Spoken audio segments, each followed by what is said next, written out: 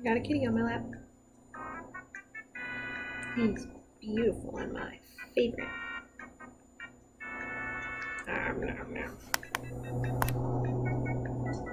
It's gonna make drawing kind of hard though.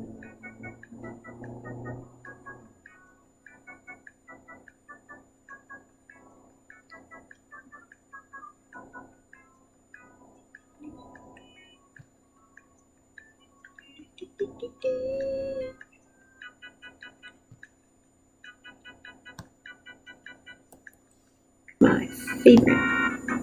Grabbing some links. I got a kitty on my hand. It was on my wrist.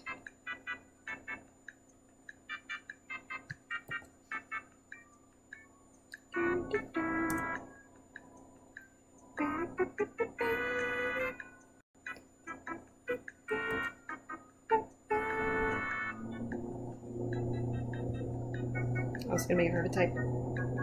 Oh, you gonna move?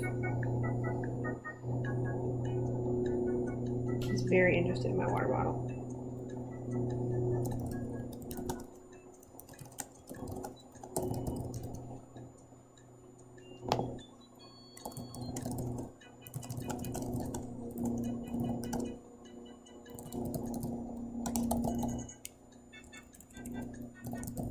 Oh, I'm free.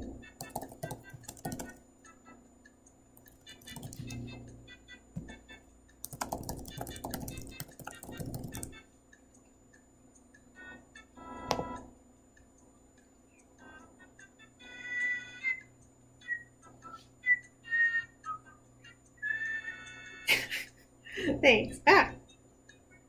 I can't claim originality though. I have a most excellent GM who would play the Me Maker music for our game start pending time. And then I stole it.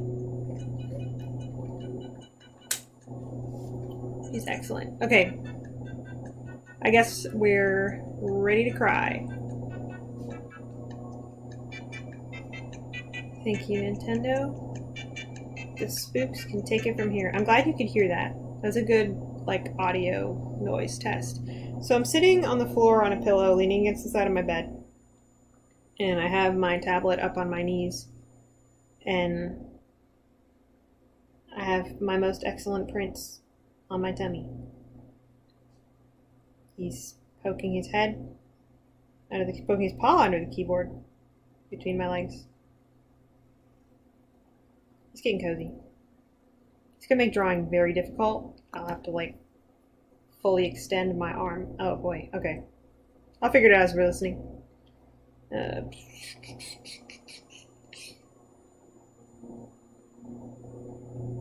I'm gonna leave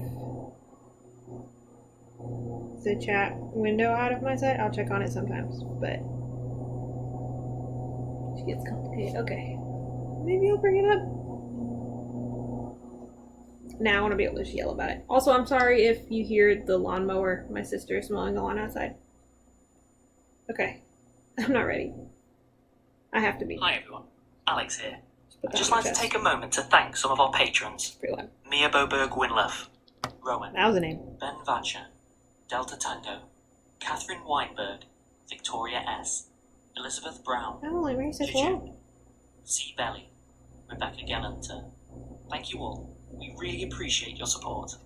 If you'd like to join them, go to www.patreon.com/rustyquill and take a look at our rewards. Put my keyboard away.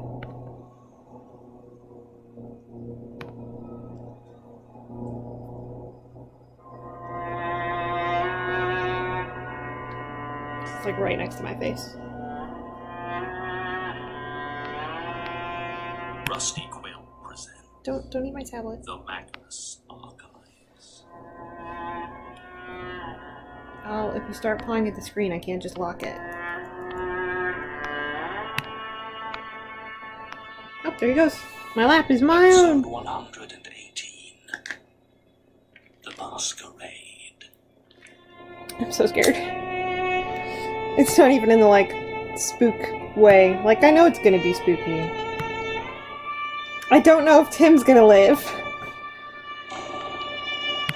I'd like for Tim to live.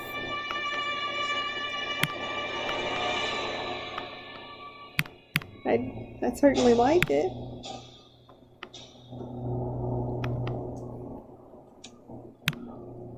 Are you listening? Yes. I am. Good. Ah, that was spooky. Case 0071304. Statement of Evo Lensing. Alright.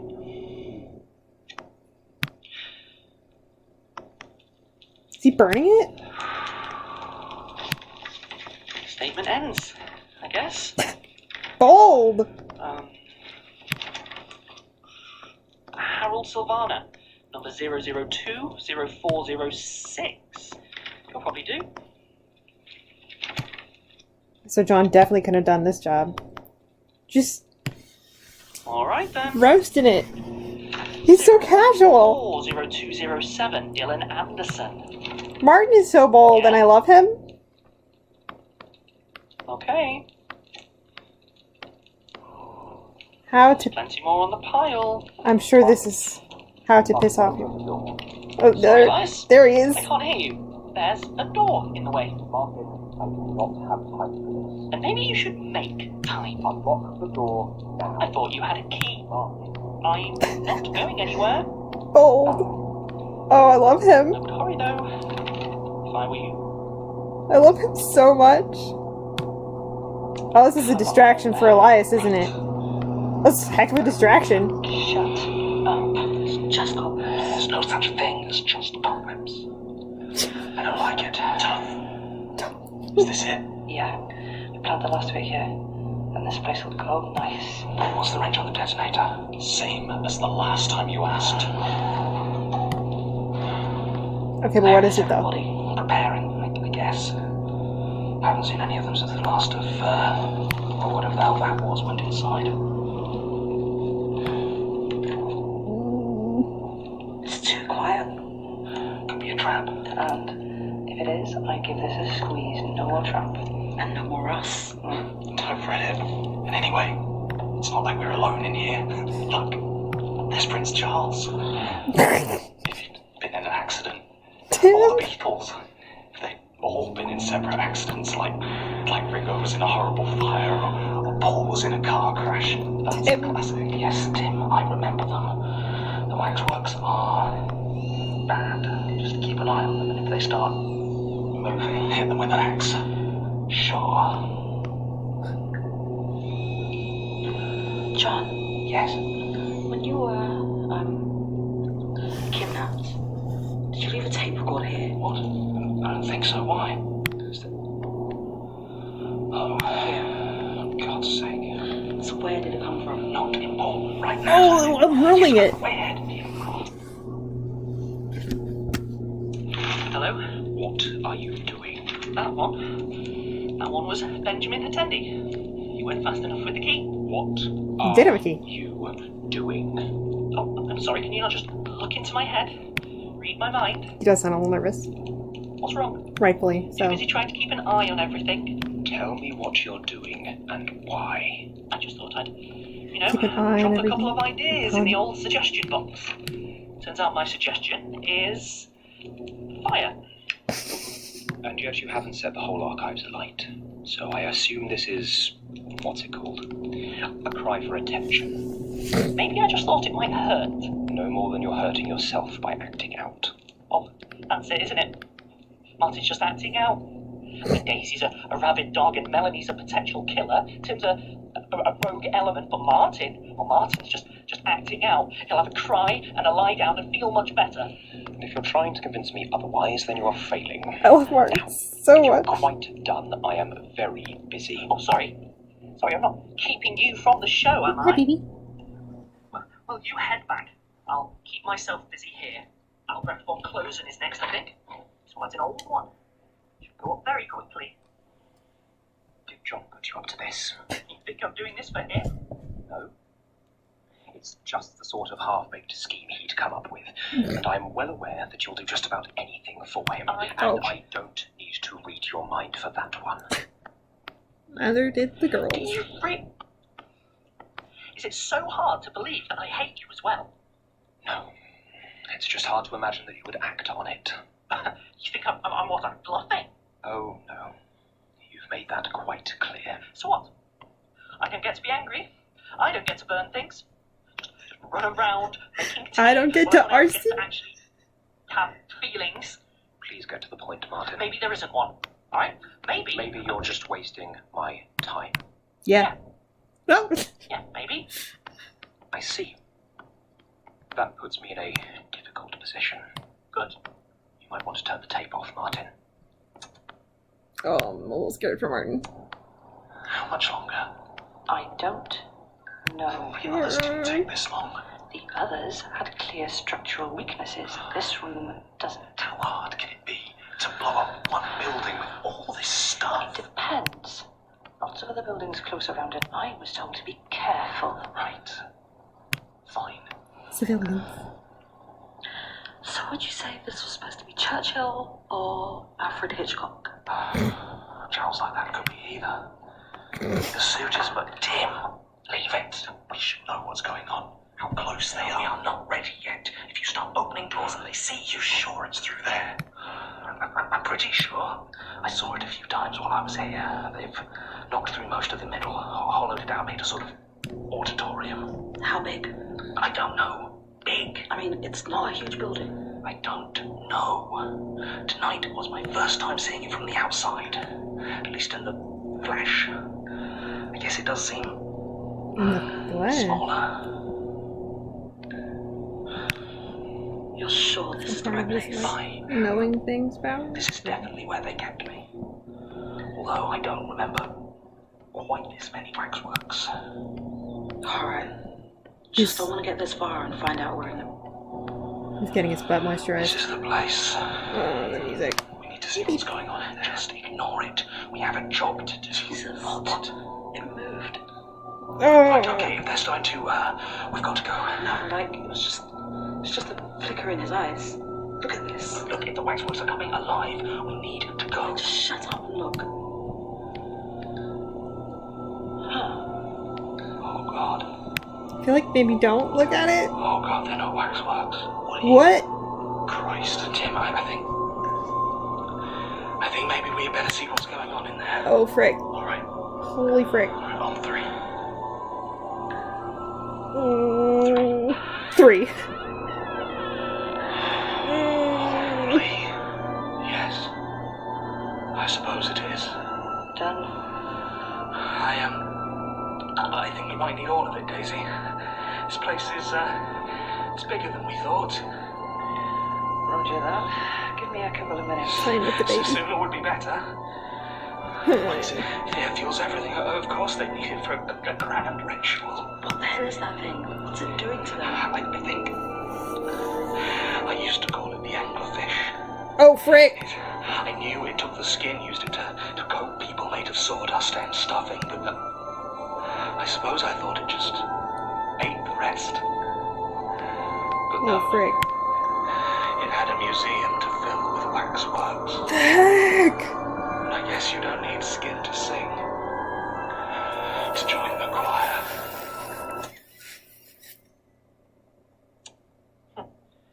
Sorry. Martin. Looks like it wants to know what's going on. Heh. Pity. You know John listens to all of them. What? You don't want him hearing your big evil speech? Just wanted to spare you the small amount of dignity you have left. Dignity?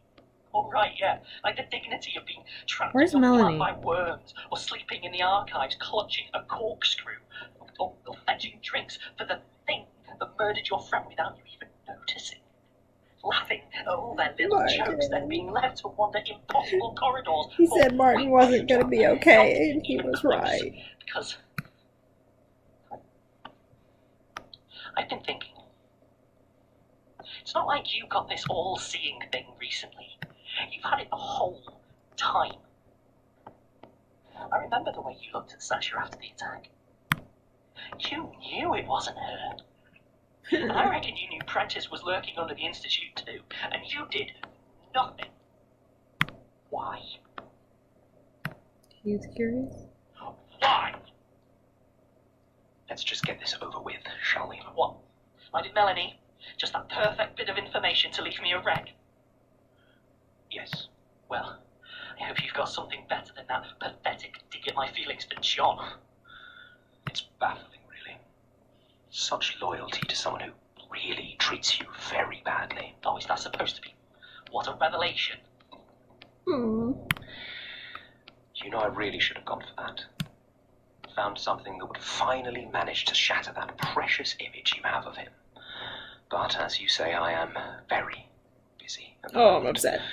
So I suppose I'll just have to go with what I had prepared. Oh, I'm upset. Do it. Your mother. She's always been difficult, hasn't she? The heck? You take care of her for years, feed her, clean up after her, and now, with her condition degrading even further, she is the one that asked to move into a home, to have it left to the nurses. She's the one that refuses your visits. She's always been Strong-willed? Stubborn? No. No, Martin. You know the reason. Your mother simply hates you. You just don't know why.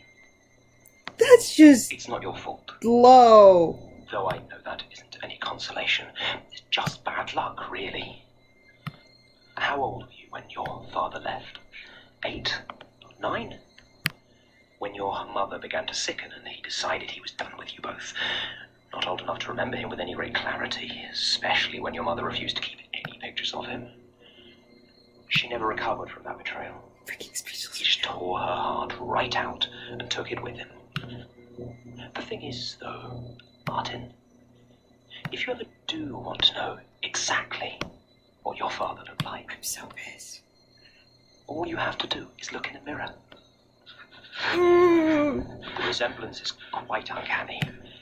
The face of the man she hates, who destroyed her life. I'm so watching pissed. over her, I'm so feeding pissed. her, cleaning her, looking down on her with such pity. Shut up! Do you want to know what she sees when she looks at you? I'm so pissed. No! Mm. I'm so upset. I'm so upset. I hate Elias can die, okay? Put him in a hallway. Don't burn any more statements. Hey, does Melanie have a spare knife? Martin? Martin?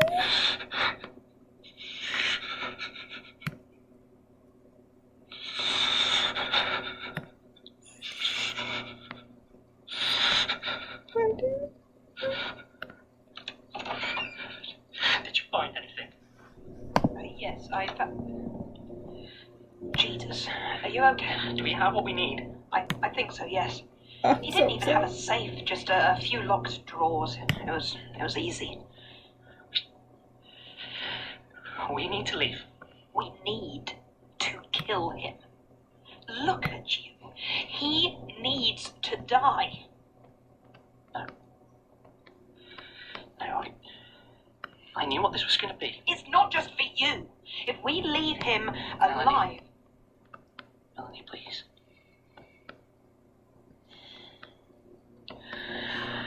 All right.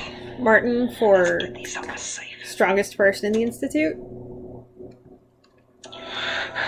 Oh, frick. So what do? We can't help them. What, so we're just going to leave them to be skinned alive? What do you want me to do? You brought me in as a distraction, right? Let me do it. Go in, maybe you can get some of them. Tim, contrary to what you think I did, when you here to indulge in death, that's not what this is. No. I might not be coming back. None of us might be coming back, and I'm not going to let anyone get killed for nothing. Except for those people in there. They're already dead. Not all of them. I am not losing you as well. Look, whatever we're going to do, we need to figure it out now. Fine. Look, sure I'm not like... What? It's all ready. Yeah. Oh, I thought you would want to, Blow do it the up. honors. Blow Safer with it you. up. You know what it needs to happen. Right, okay, come on, let's go. Tim, come on. This isn't right. At least it'll be quick. Tim, please. We have to go. Get back. Behind me.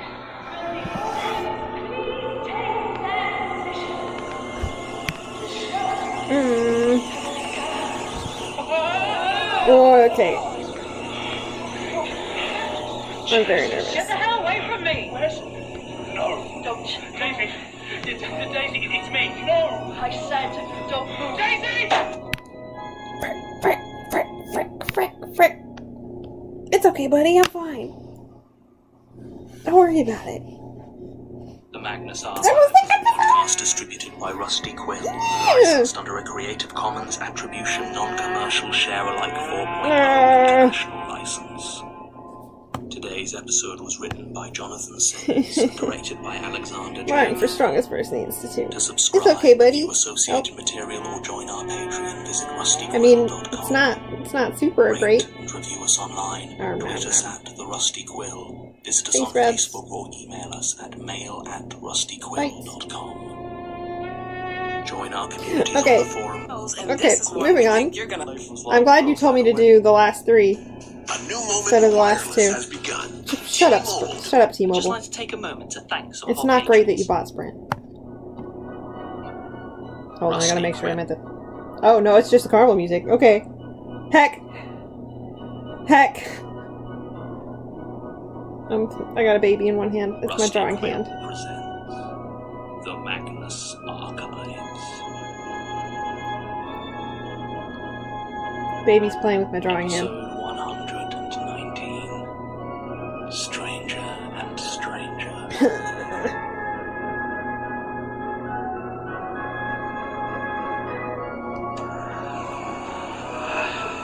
Hello?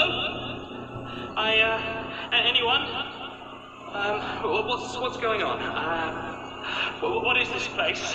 John's supposed to be able to see reality the best, right? Please? Anybody? So tired of John being I'm scared. somebody. Who are you? What an excellent question. No, stay away from me. Sarah, Daniel. Sometimes I think I'm just not built for names. 100 puppets, 100 pointless names. I don't understand. Of course you don't. You can't. Not anymore. What? I don't. Who are you? It's me, John. It's Tim. What?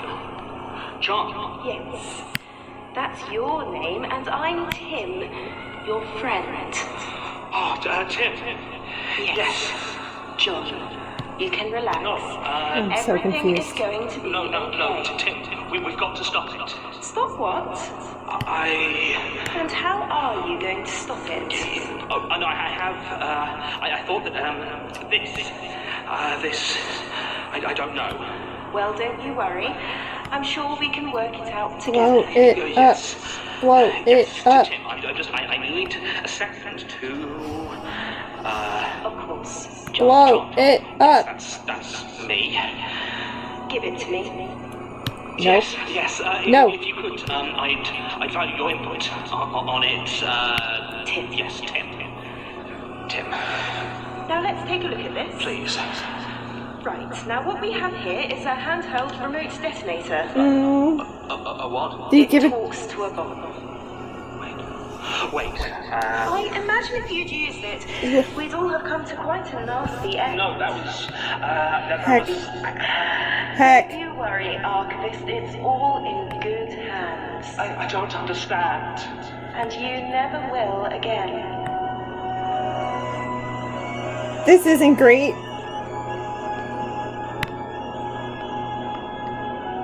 Hello, Daisy. You alright? Daisy. No, I'm sorry. Don't follow you. leave. No. Oh, come on, Daisy. Don't you like that? It's me. Basira. No, you're not. Because nothing Listen. is anything. Leave. And if I don't, what will you do? I'll kill you. Will you now? Pretty scary if you can, that is. You don't even know what a gun is. I don't care. Heck.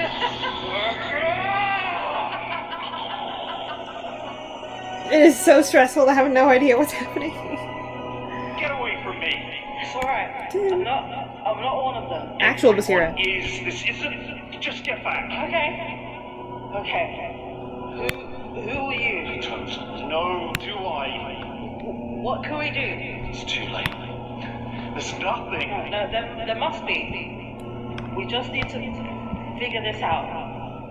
I know I'm me. So, what's your name? Who exactly is me? Doesn't matter.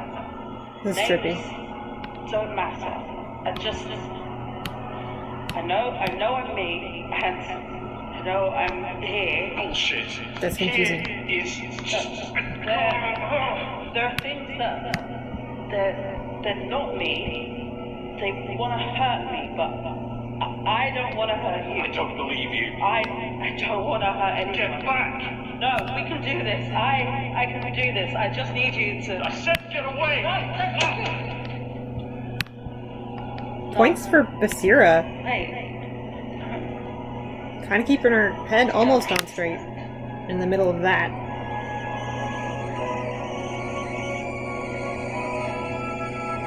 It'd be a fun tape to listen to later.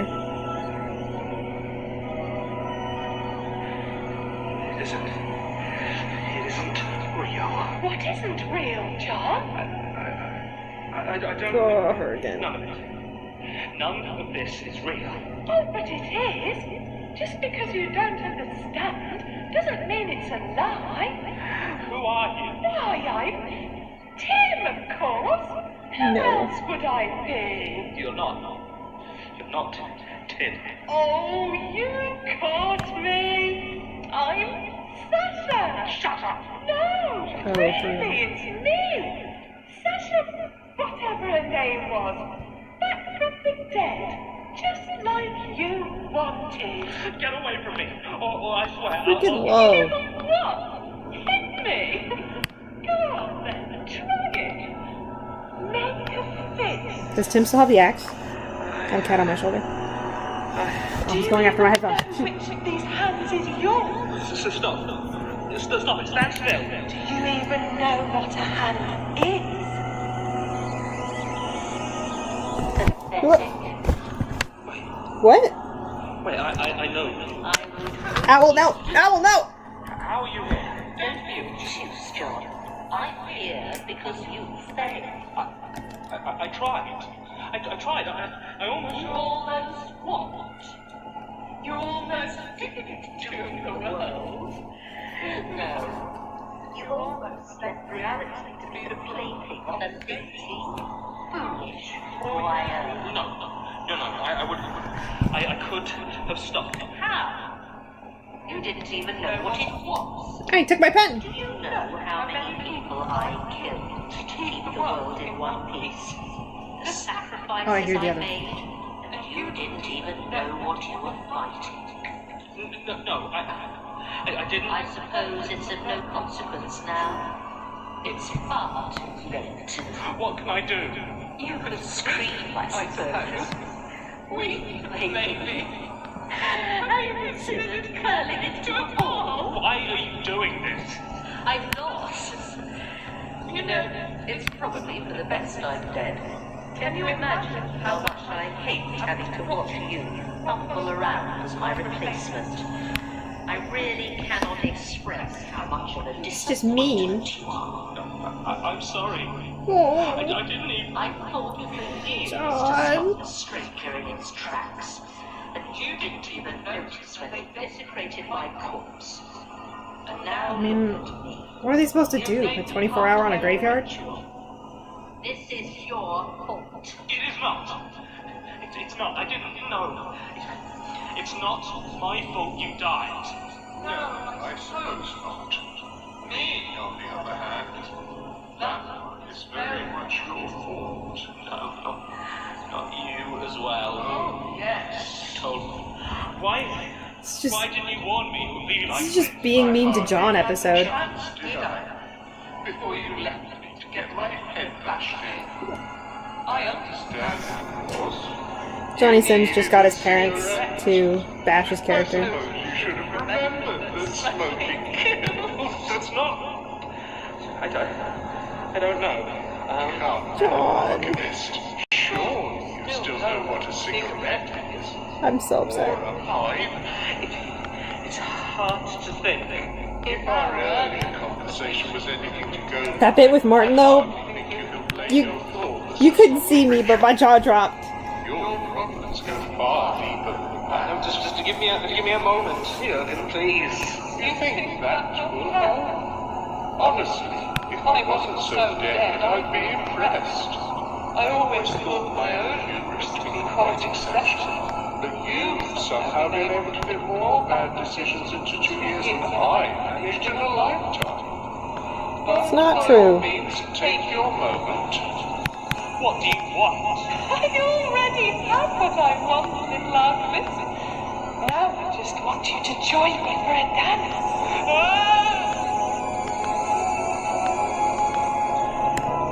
You killed it. What the? Even know what you've done. You stupid animal. Can you know? Almost a shame you don't know your own coffin. But you will. You will. How many voice actors did they get back for this episode?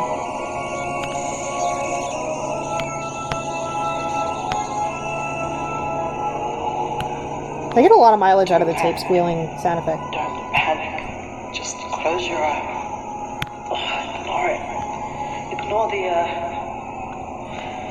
Don't listen. Focus. Think. This is a place. You are you, and you are in a place now. Major Mysterious If props. it's a place, and it's a now, then it has an end. The other things, they're too much. There's too many, and they want to hurt me, so you leave the place. You leave the place and the now. No place is forever. You know how to move, so do it.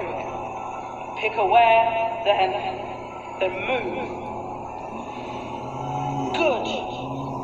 Then keep moving. Keep moving until you find another place. A place you know. Just keep moving. Keep moving.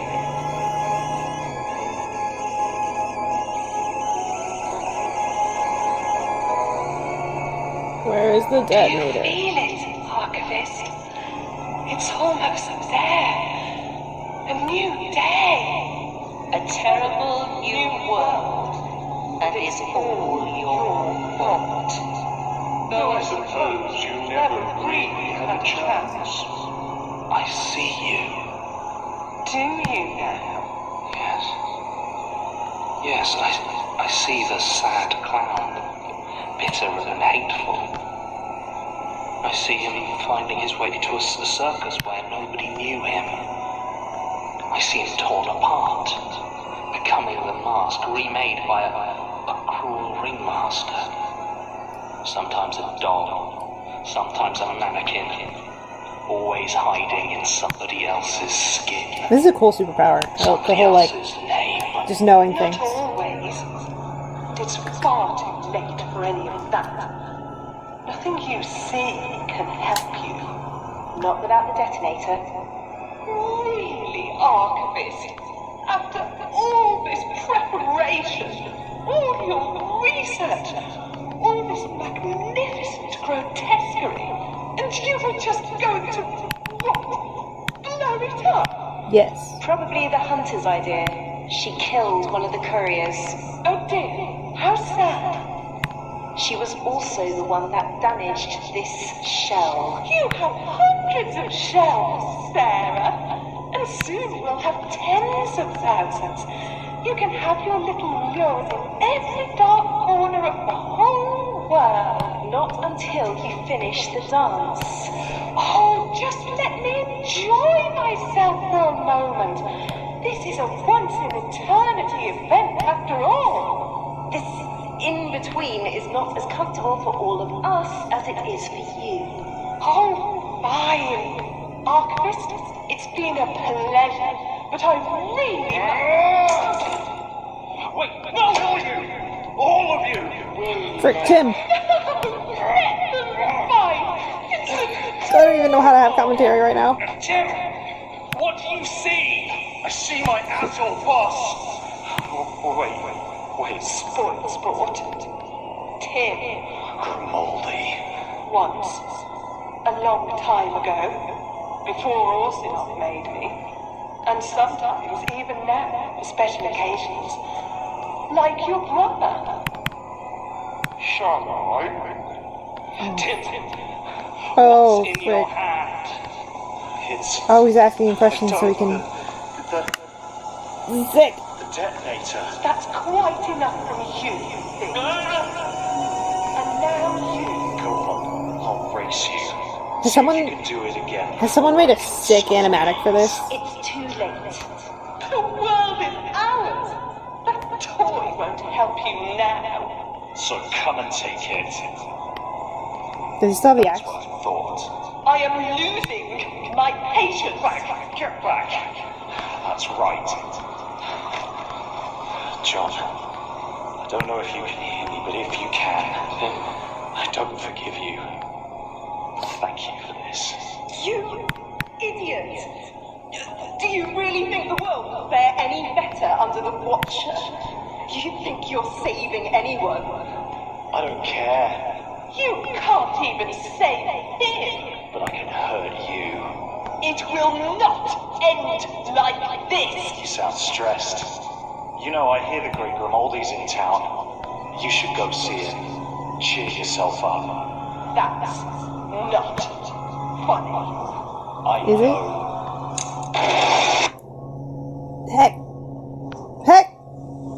Heck. That wasn't the episode, was it? Heck! Did people have to, like, wait Archives for is a this? podcast distributed by Rusty Quill. I would have died! Licensed under a Creative Commons Attribution Non-Commercial Share I mean, no, I wouldn't have. International license. I've borne Today's some episode was written by rough Jonathan cliffhangers Sims and for directed longer by periods of Magnus time, but, like... To subscribe, view associated material, or join our Patreon, visit Please tell me there's at least one sick animation for Rate, this. Review us online. Tweet us at The Rusty Quill. Visit us on Facebook or email us at mail@rustyquill. Oh, yo! Hello! Yeah, I'm animating Oscar. On the forum via the website. Sorry, I don't have the comments up while I'm listening. Archives. Thanks for listening. People had to wait! Message redacted. I can't see it. Oh. Ah. Leave me alone, ads. Girl's like, I'm so bored, come over, right? A new moment in wireless has begun. I T-Mobile can't. and Sprint are joining forces. I don't have to wait. Together are two networks. So I'm not going to. America's largest and most reliable 5G network.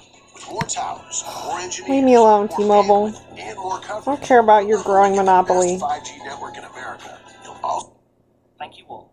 We really... Okay. Well, it's back to this music, because they blew it up!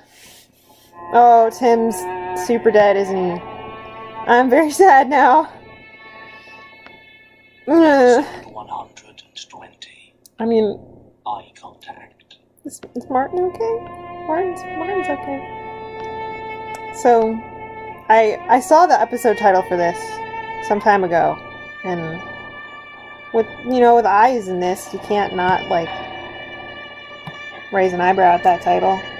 So I have my hand behind me, and Owl is sitting on it. It's a very interesting arrangement.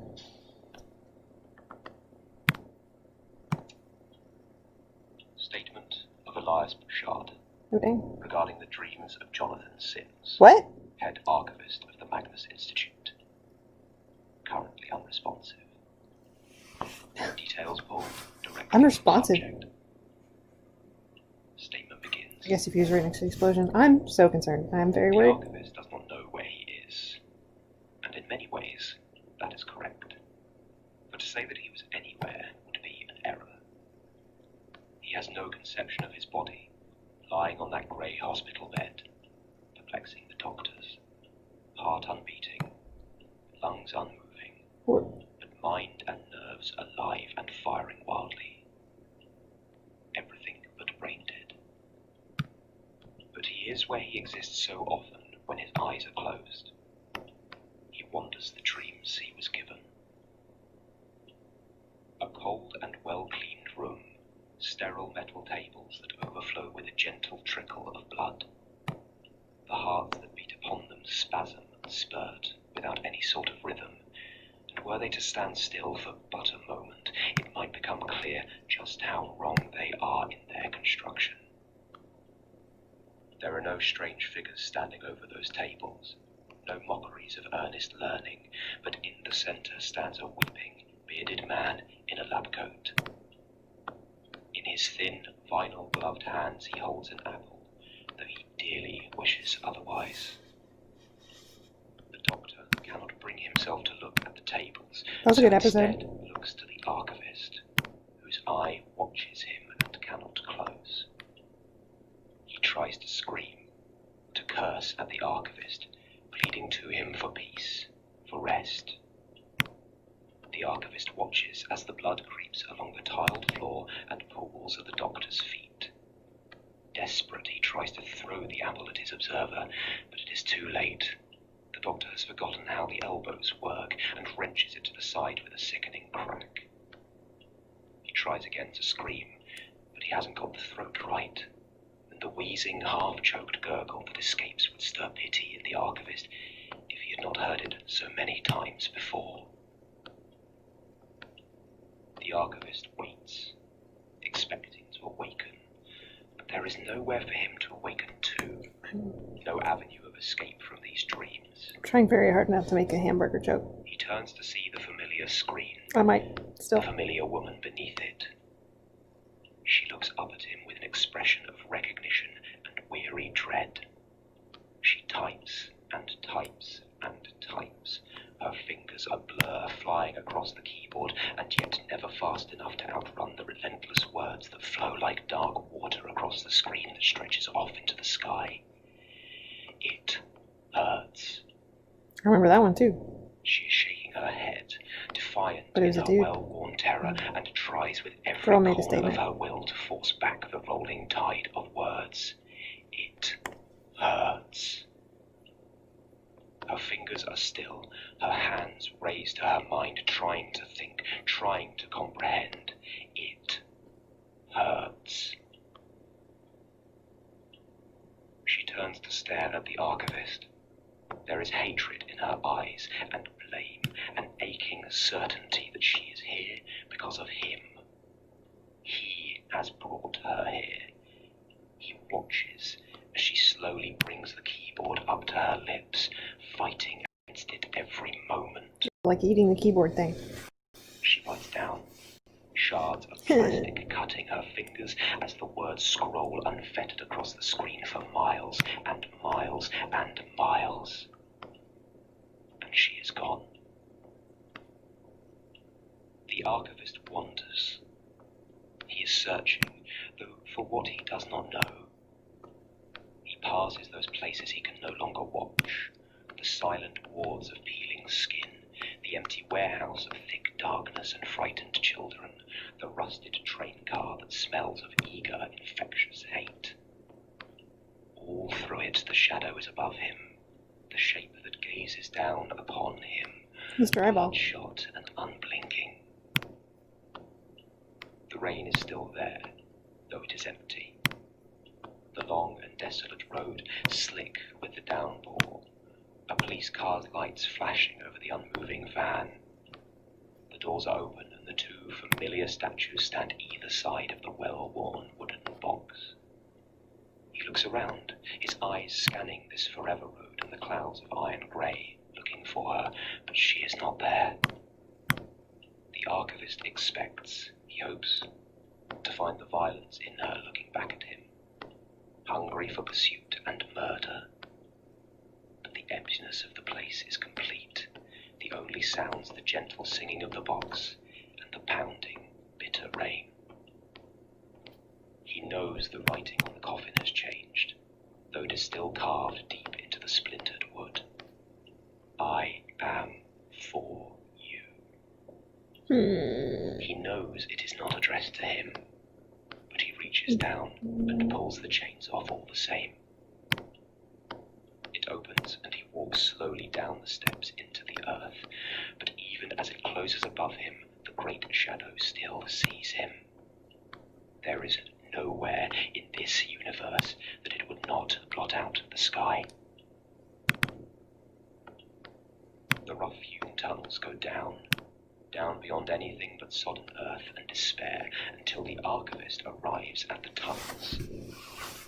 Here he sees the train, twisted and pressed in on all sides, nothing but shrieking metal and cracked glass. Why did I not copy-paste this? He climbs inside and takes his seat, mouth tasting of mud and soil, his eyes moving through the dust and grit unblinking.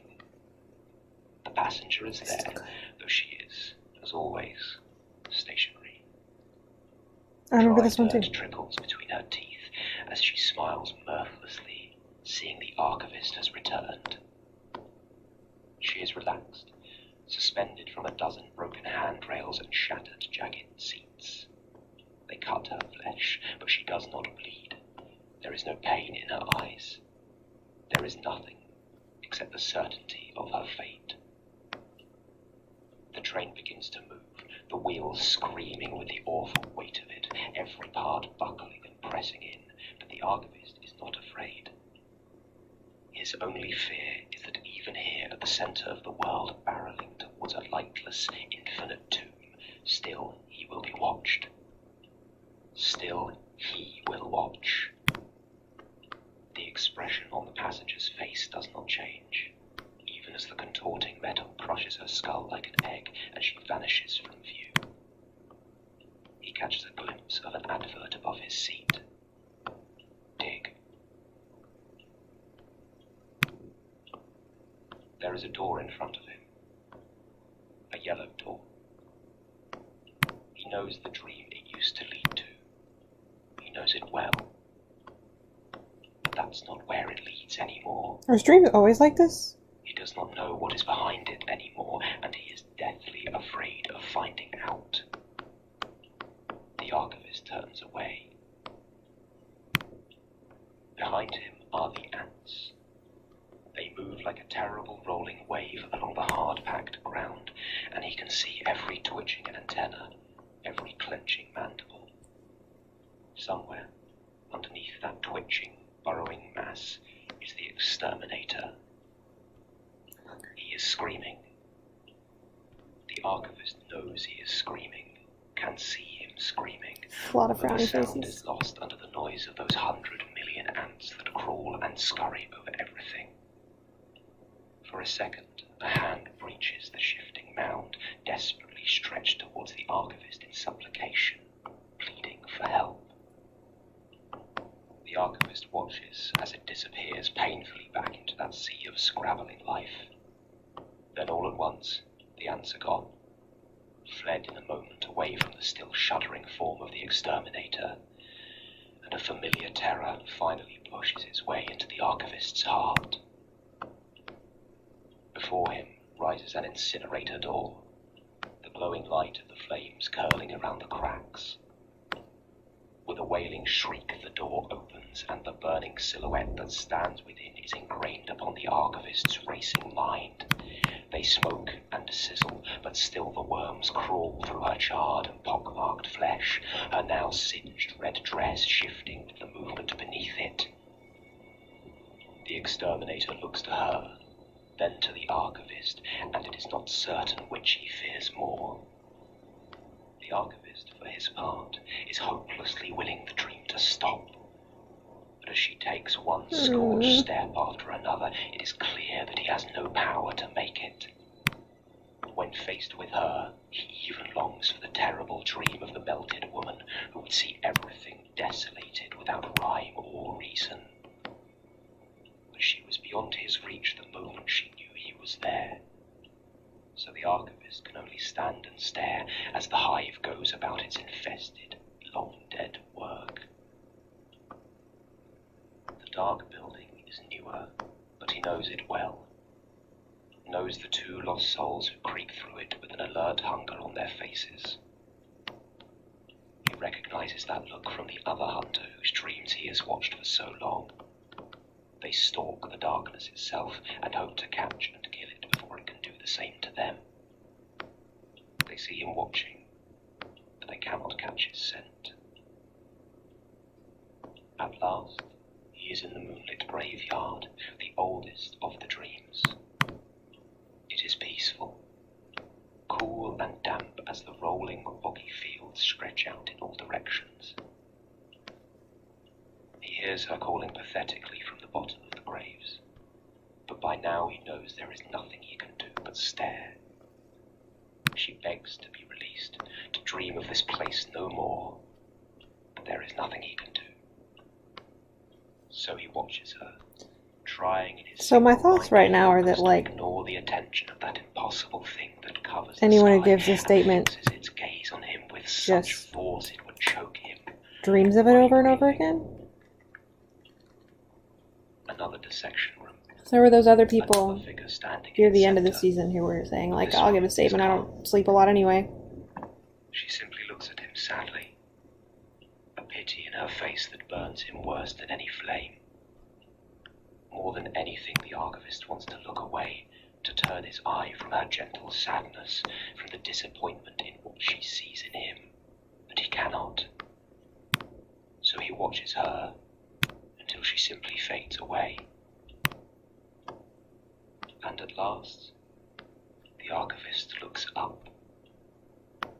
At last he looks into the eye that sees all and knows all and clutches at the secret terrors of your heart. The ceaseless watcher of all that is and all that was. The voracious, infinite hunger that tears at his soul, invoking him to discover, to observe, to experience all and everything and forever. It stares into him, and it stares out of him, and he is falling into the devouring eternity of its pupil. He wants to cry out in horror, but he cannot. He is whole. And still he does not wake, wandering his slim collection of gifted nightmares, passing the grey and lifeless remains of severed dreams he can no longer watch. He waits, but not for long, before they all begin again.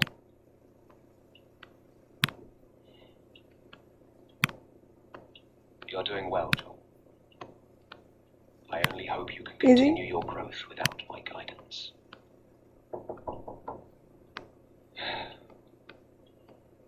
Come in. Hello, Inspector. Martin. I'm, sorry to hear about Tim. Don't. And Daisy, I suppose. Don't. Dare. I suppose it's some consolation Basira made it out. And John. Basira! More or less. Is this him? Yes. Right. Elias Bouchard, you're under arrest. On what crime? Dang. Take your pick. Never had a tape recording of a murder before. Something of a novelty. Dang. And that's not the half of it. Plenty of stuff in those files could easily get you a nasty end if you weren't careful. No, Melanie. I'd have thought she would have wanted to gloat. No, You didn't tell her. Worried she might create too much of a scene. I understand. I just hope she doesn't hold it against you. that's not... Don't worry, Mr. Blackwood. We will take it from here. I'm sure you will. However, before we proceed, I have a flash drive in my shirt pocket. Please ensure it gets to Chief Inspector Henderson. It contains various information I think she and the Metropolitan Police would be keen not to have released to the public. Yes, I was briefed that would probably be the case. Can't let you go, though, not with all the evidence kindly provided by your colleagues. I quite understand. I would just hate for my case to be too truncated. Not my place to say, Mr. Bouchard. I'm just here to get you behind bars. This guy's accent. You and the Chief can discuss the rest. better than you deserve. Perhaps so, but I'm glad you were sensible about it. I was concerned you might have bought into Melanie's fixation. Gave you to us all but wrapped up in a bow. I must admit I'm impressed, Martin. I knew you were all planning something, of course, but I didn't believe you specifically would have the capacity for boldness that you displayed. Never underestimate the wee bear. Took me quite by surprise. You didn't just see it in me. Honestly, I didn't look. Oh. By power, I will admit I am not immune to making the occasional lazy assumption. I presumed that I knew you thoroughly, but by the time you demonstrated otherwise, well, Wrong assumption. there was simply too much to keep watching over. I only have 2 eyes, after all. Right, are you all done now? I believe so. I think we should be fine, provided you make sure the data reaches the Chief Inspector. I'm sure she'll be happy to pick you out a cell, personally.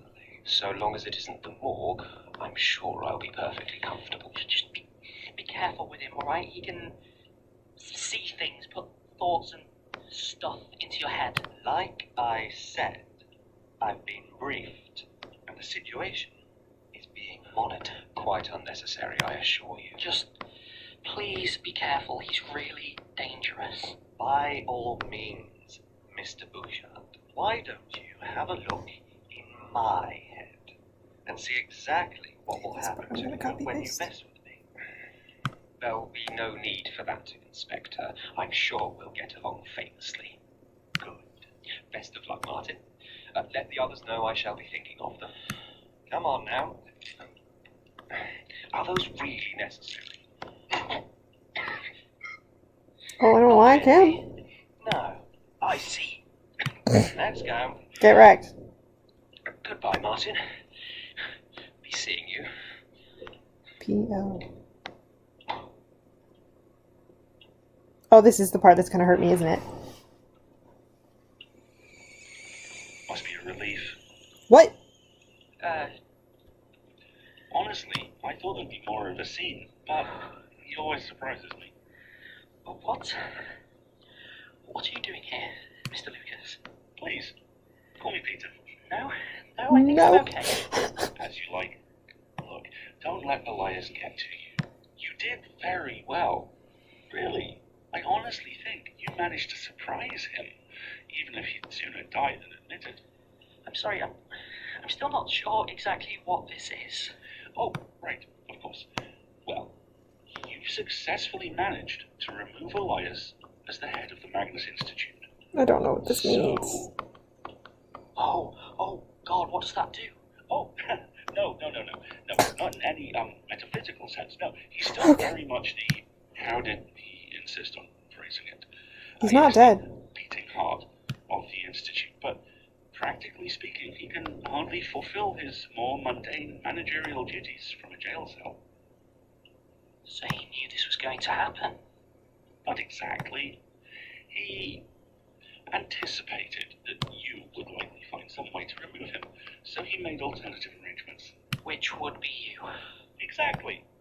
Oh. To be honest with you, Martin, I didn't expect to be taking over the place so soon. Great. We're in quite such a state of disarray. New supernatural To management. keep the place afloat.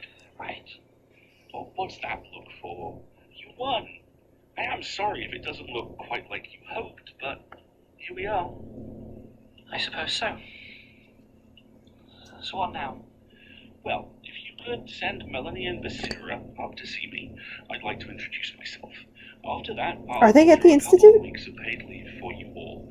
I think giving I assume they were at a some hospital. space to try and deal with the loss. He said they were at a hospital. And Daisy might do everyone some good. Oh, and if you want to talk to a counselor, the Institute will, of course, cover any costs. Oh, good. Thanks. Good. Don't mention it. I know how it can be with a new boss. I'd like to help you ease into it. Is that... Can I go? Of course. Oh, and Elias said you'd probably be keeping a close eye on the Archivist's condition, so I'd be keen to hear any developments. Sure. Marvelous. Don't look so down. I know change can be scary, but eventually it happens just the same. I think we're going to great things, Martin. I'm so scared. Great things. That's not encouraging. It's not at all encouraging. The Magnus Archives will return Is that it? January 10th, 2019. Are you kidding me? Are you kidding me? Season 3 of the Magnus Archives has featured Are you kidding me? Jonathan Sims as the archivist. Sasha Ciel as Georgie Barker. Faye Robert as Alice Daisy. I'm in distress. As Martin Blackwood. Frank Fox. Could you do this to me? Hussein, Again. Mike LeBeau. I'm glad Basira made it out. I like Basira a lot. As Elias Bouchard. Lydia Nicholas as Melanie King. Sue Sims as Gertrude Roberts. I don't know what to say. Hannah Walker as Jude Berry. Guy Kelly Is as Sean Michael gonna Crowe. be okay? Jessica Law as Nicola Orsinoff. They had a lot of people. Alice Ajoa as Sarah Baldwin. Luke Boyes. I have the Q&A queued too. Imogen Harris as Helen Richardson. If you have another like Stephen 40 Violet minutes. as Kurt Anderson and Hope. Martin Corcoran as Breakin. Peng Wei as Shaolin. Brock Winstead as Max Musterman. Francesca Renee Reed as Julia Montauk. Ian Hales as Trevor Herbert. John Gracie as Gerard Key. Richard How long Davies is as Sean police gonna... officer. Paul that... Sims as Jürgen Leitner. Alistair Stewart as Peter I Lewis. would type you Lorianne words, Davis as Lynn Hammond. but like there's a Martin cat Pratt sleeping on one as of my Robin hands. Lennox. James Ross as conspiracy theorist. And Bryn Monroe as Brian Finlayson. Excellent, you have time. This season was produced by Story Sylvester. I'm going Alexander Jacob, and to Jonathan Sims, with editing by Brock pop Winstead, out Elizabeth Moffat, James chat. Austin, and Alexander J. Newell, and music by Samuel D. F. Jones. It was written by Jonathan Sims and I directed did by before. Alexander This J. is very... The Magnus Archives I didn't really is realize that I distributed by typically Rusty Quill Limited, trackpad licensed with under my Creative right Commons hand, Attribution, non-commercial, which is share-alike being 4.0 sat on international license. If you've enjoyed this by a season, kitty. consider supporting us via Patreon, leaving reviews online, tweeting us at The Rusty Quill, visiting us on Facebook, joining our Reddit community Tiny at screen. r/the Magnus Archives, or our private Moving Discord around. server via our website. For more information, visit rustyquill.com. Thanks for listening. Bigger. Yes. Click. Whoop. Wop. Hello, everyone. Here we Mike here go. from Rusty Quill, or as some of you may know me, the voice of Tim from the Magnus Archives. I'm just taking a moment to invite you Tim. to join me and Rusty Quill on another 12-hour holiday gaming live stream in aid of Mind. Tim. We'll be streaming video games and board games live via twitch.tv, and this year we'll be doing it in front of a live studio got audience. to That's right. kind of avenge One his day brother. You can come and join us That's in person good. for the chaos. We're recording I at guess. Theatre Deli's old library space in London on December 8th, 2018, between 10 a.m. and 10 p.m. GMT. And tickets are available right now. So if you want to come and meet the Rusty Quill team and see all the exclusive off-camera goodness, be sure to visit rustyquill.tv.com/RQ. Flip my thing back. Okay, here we go. All proceeds go to charity. Hang around because there is limited availability. And for everyone who isn't able I'm gonna keep in person, drawing. don't fret. But I see the Still join chat us now. digitally. www.twitch.tv/rusty_quill on December 8th, 2018, between 10 a.m. and 10 p.m. GMT, and we'll be there playing games and encouraging you He to donate money did. to this worthy He cause. did. That's all I for didn't now. mean that to sound For like a more information, question. Visit rustyquill.com or get the latest updates via our Twitter at The Rusty Quill or on Facebook at facebook.com/TheRustyQuill. Hi everyone. Does John know what happened? Just like to That thank was you a for sick thank use you of for my like patrons. Poison Taster, Sydney Trapp, his powers to Mackay, get Tim Ari to know what was going Lauren on. Prince, Lenz, Andrew That was Norton, really cool. I have to listen to that Pacific, again. Silas Hjelmstad, Kai Lenz. There's a tiny little Thank you kitten all. body We really appreciate across your my support. fingers. If you'd like to join them, I go can't to even see it www.patreon.com behind me. /RustyQuill and take a look at our rewards.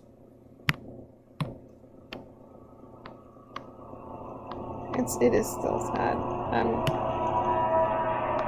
I'm very sad for Martin. Hello and welcome to the Magnus Archives Season 3 Q&A special. Is he gonna I'm get a Alex, your director, hug? and with me I've got... Johnny Sims, I am the writer and I play the archivist. Yeah, so we are going to be going through all of your questions. We are going to be doing our best to answer them. I'm excited. But I do have a few caveats before we start. I'm less excited.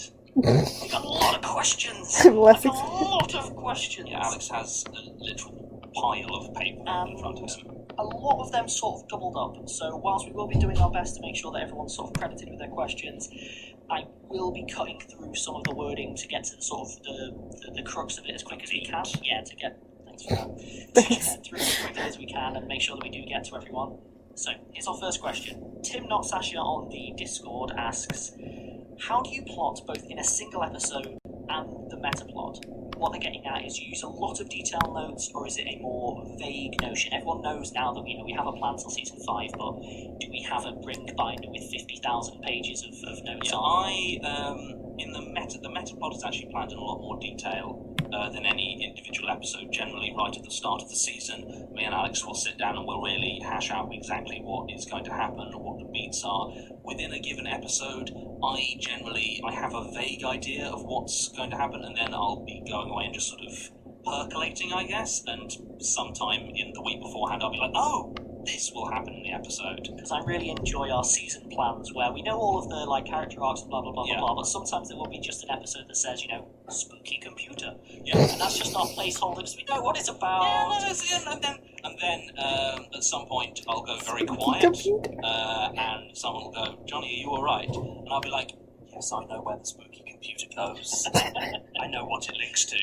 And they'll say, yeah, I have been around those conversations before. Okay, follow up. Both Saz and Dorable via Discord and Norosop via Reddit ask, how far in advance do we plan the characters' individual arcs? We have answered this before, so we'll get through it quickly, but they're mostly interested in Martin having a crush, did we always know Tim's backstory, and did we know that Basira was going to join the team full-time? In order, right from the beginning. Yep. About 2 seasons ahead. Yeah, I'd say that there was some vagueness, but we basically and very soon after she was introduced. Yes. We know in good detail what arc within the season, because that's one of the big things that is laid out in the initial season discussion. And we He's have on my lap again. A sense of what the skeleton, the structure of the overall thing is going to be. But a lot of those skeletons are built up with pleasant surprises. And for instance, Basira and to a certain degree Daisy becoming quite as significant as they were is largely because the characters and Faye and Frank are amazing. And the actors really came through and we were like, we want to do more with these characters. The Flesh Hive, good name, in Reddit asks, how did you arrive at the idea of 13 fears specifically? Is it 14? With the tag on, how long have you been planning this again as a... The fears, right from the beginning, that was very much the beginning, like the building block. Day one pitch. Yeah, day one pitch for the world was the fears. I then went and did a lot of thinking. I looked through long lists of common phobias. Obviously, I have read and encountered an awful lot of horror stories. Phone alarm. Anyway, and started sort of dividing them up and just thinking more about how different scary things feel in terms of the sort of fear they generate. And originally, the hunt and the slaughter were kind of the same in my mind, but the more I started thinking about it and we started planning it properly, the clearer it became that those were actually two quite distinct. Well, I'd say with them as well, it's one of the few ones where character fed back into very much so, where it became apparent that you had two radically different types of character that at first it was not going to gel. Yeah, at first it was fear of violence, nice and simple. But actually, the more we did writing and planning around it, the clearer it became that, well, actually there's two very clear strands here. Got a question from Mealybit on Reddit. Sure. Has anything changed drastically from what we'd originally planned? Yes and no. Grand scale, I don't think anything's changed drastically, but that's largely because the structure we built, aside from one or two very key points that have remained the same, the structure we built was flexible enough that even though stuff has changed wildly from what we sort of assumed it was going to be, it still managed to fit very comfortably on the same structure. So this is from Penelope Twite from Reddit and Mika Canitz from Facebook. Cool. How do you balance doling out the information for the long-term plot versus the statement of the week stuff? And more specifically, how confident were we before starting that we'd be able to sustain the podcast long enough to actually finish a meta plot if we got it started? In terms of confidence in sustaining it, very confident, because I 100% pitched this to Alex as 5 seasons. It did help. We knew what, short of horrible illnesses or something that no one can predict, we've already locked everything down. I mean, fundamentally, if Rusty Quill had completely collapsed, if Alex and me had both died in fiery explosions, separate fiery explosions, if they died in the same fiery explosion, the show must go on. If anything like that had happened, obviously Well, the my podcast turn. would have stopped. But you can never plan for that sort of thing. But in terms of foreseeables, we knew we were going to go the distance. We started it with the aim of doing 5 seasons with a strong ending. So I've got a question here from Carnation Lily to Rose from Reddit. Were we always planning on having episode 120 be Elias reading the statement, or is that entirely because he got a huge fan base? Oh god, Elias's voice. And why does everyone want to... No, it's fine. I don't want to know what they want to do to Elias. It's always been the plan. Right from I seasons that think I was can only about- imagine it was only what they after want to Matthew do. when he started to be I don't want to properly imagine. overtly villainous. Well, that's the thing. Everyone Everyone just thought it was decided how boring. sexy he was. So when we were planning that out, there was no way for us to foresee how sexy Elias would probably be. Something I blame entirely upon Ben. So this is from, I want to say Fixkitten, I do not know how to pronounce that, but I read it. In terms of writing them, not their themes, do you have a favourite power amongst the 14? The Flesh. For the most favourite. I really enjoy No writing hesitation. The Flesh because it allows me to be super weird. I can do lots of grotesque body horror. And I do actually feel quite proud of the justification behind why the Flesh is so weird. Least favourite? Least favourite, probably the Dark. Just because I find it draws me into tropes and cliches. It's what I'm entirely comfortable with. It's really, really tricky. Because the Dark is such a well-explored fear that, and also one that I don't have myself quite as strongly. Like most of the ones I really enjoy writing, the ones where I'm kind of scared of it myself, so I can really figure out what it is that gets to me and hone in on it, and there isn't as much of that in the Dark. So I find myself having to lean a lot more on historical stuff, for instance, or like it's a lot harder to find. Yeah, he does Elias really, really well. Certainly for me, Like- I have a nice simple one for a least favourite, at least, I- which is the Spiral. The Spiral's I don't know how to I describe. love the Spiral. and it has stage directions like everything While goes listening. wrong. That's a stage Maybe I'll put direction. it to words later. Everything goes I can wrong. write whatever I like. It doesn't have to make sense. Alex has to make it sense. Nonsense. Right. Going more specific, Sentient 8 from Reddit asks what episodes are you most proud of? A few, but I thought for some reason the one that sticks in my mind is actually Tale of a Field Hospital. There's nothing specific about that episode that I'm super proud of, but I really like the narrator and how I got to write him. I was really proud of finding the book, A Tale of a Field Hospital, because so little of it had to be changed to make it nicely creepy, and it just dovetailed so well into everything else. Also, it's one of the ones that I've been able to dive into the history in more than just a sort of set dressing sort of way. Yeah, for me, it's anything that's a punch to the gut. I enjoy killing characters that people love. Maybe the replacement of Sasha by not Sasha was a nice one because enough people Fun. didn't notice Uh-huh. it.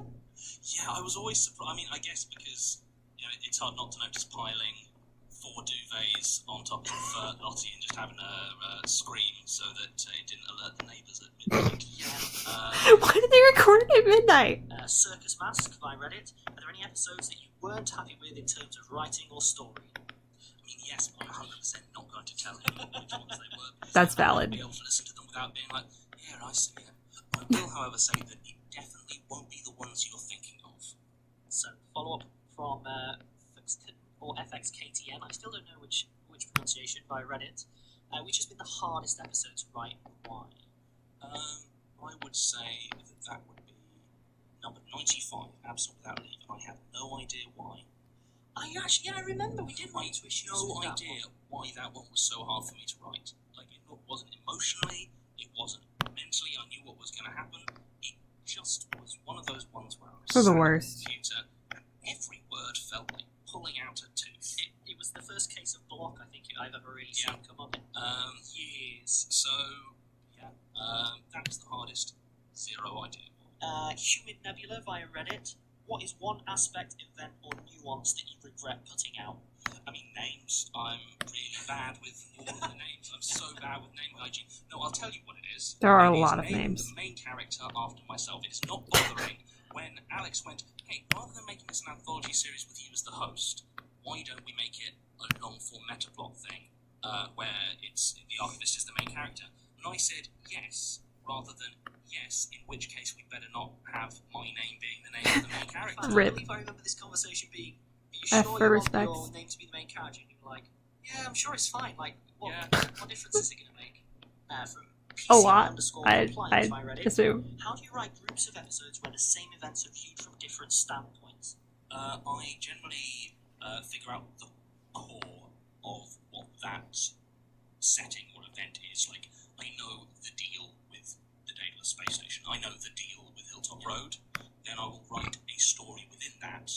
And then when it comes to writing the next one, I'll think, well, what aspects of this haven't I covered yet? And then I will usually have a read or a listen through the last one to make sure that I'm getting all the details linked up right. And I'll be like, oh yeah, I threw myself that Gotta plug in my charger. when we did the first episode. I'll take that and I'll wind it into this other episode and gradually just build up the whole picture. And I remember we did bake into Daedalus. We were like, Yeah. we will return to this. Yeah. Let's leave this for Yeah, that. yeah, So no, exactly. We were like 3, and then we were like, okay, and then In the last Q&A, he said Martin's not going to be okay. And, sort of linked. he was pretty not and okay threads this via Reddit. this finale. Do you Does feel that like meet you the still have quota? fresh ideas for statements? It can Is be there fine any now. media you consume to stay inspired? the media I consume to stay inspired is generally anyone I talk to, because any time they mention anything that could be in any way construed spookily, Spookily. I'll ask them to stop, and then I will write it down on a tablet or a bit of paper or the back of my hand, and I will add it to my extremely long list of potential spooky episode ideas. I enjoy playing the what if subject but spooky game. Yeah, Where it's you'll say great. 50 as a joke and then one of them will go, oh, actually. And I can do that. Also, in terms of media I consume to stay inspired, basically anything but horror. Not that by Reddit.